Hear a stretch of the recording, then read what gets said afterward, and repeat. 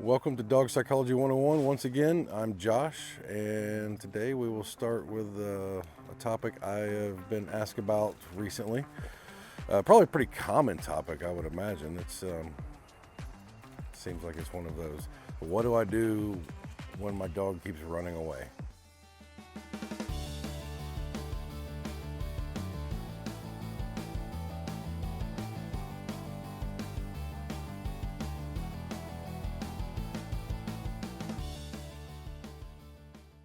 As all things, there's I guess a lot of layers of this depending on the situation. So I'm gonna try not to get too deep into it and too sidetracked, but kind of keep it in a fundamental place.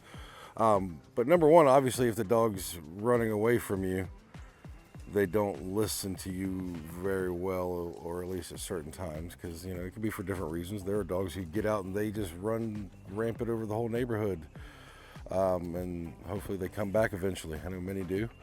Um, Sometimes maybe it's because they're chasing an object or an animal. Different reasons, but hey, I always come back to, and if you haven't seen it in any of my other videos, I am really big about learning how to maximize your dog's responsiveness, and that being effective is our number one tool across the board. But I always try to dive into, regardless of what I know, try to pull the thread on the dog's end, and are there some feelings and emotions, or a buildup of energy that so we may have some of these things going on that may be a contributing factor as to why they run away the way that they do, and us not having the ability to get them to recall or listen or slow down or come back or stop trying to play the chase me game or all the things that they might do.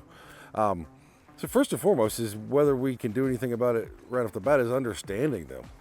If you've got a high energy dog, a frisky dog, a young dog, there's a multitude of things. Maybe it's a dog you've rescued and they've ran around rampant their entire life. But most times, in my opinion, from what I see, varying degrees, dogs are bored. Dogs don't ever get, or very rarely get, any freedom, anything like being off a leash, because remember, inside the backyard or inside a fence doesn't count. It's fun and free time, but they are restrained and they know it. You can't be upset with the dog. You should obviously understand their want to go roam and have a good time. We know that that's not good, healthy, or responsible to let them do, so it's our job to keep it in check. But it is really important to understand their feelings. It doesn't mean it's an excuse to let things happen or for it to be something that continues. But it's a part of understanding them and doing things correct forward, and knowing that we're doing it with the right intention, which is going to be the underlying finesseful. This is what makes or breaks it. Now, this is behavioral modification versus training. You can train a dog, which they need to go hand in hand. You can train the dog to recall and train them what commands are and what come and their name, all the different things that we do. That's important, so you can have communication. But understanding why they're doing what they're doing, especially a dog who understands or knows the command and just chooses not to listen. Sometimes you've got to fill that void. I've said this a million times, is we can get to them responding better and behaving and listening to us. Sometimes it's a little backwards to the way that we think.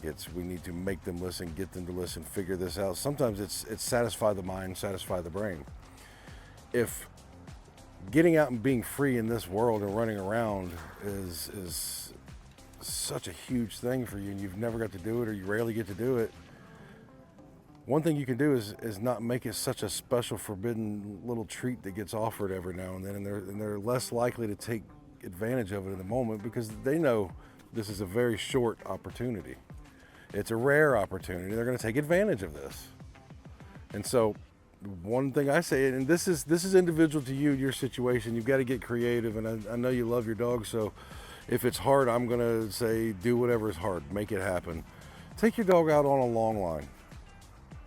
It's not free, but it's close to it, and let them go be a dog somewhere. Find somewhere safe, somewhere off the beaten path. But they need to be uninterrupted, and you don't need to play the ball, throw the frisbee, and try to talk to them and engage them. Let them sniff, chase, roll in the water, in the mud if you're okay with it. but they need to get out and do what is as close as we can do to being off a leash running around, and you're trying to like satisfy the soul a little bit. It shouldn't be such a big, huge thing. It's something that they've done, and yes, one time is probably not going to do it. You may have to go do this as frequently as possible, and I would say consistency of daily, if you can, for several days in a row. You will start to see that little edge come off, and now they can listen to you when they're outside and their brain's not 110% on, I'm outside, I want to go running wrong.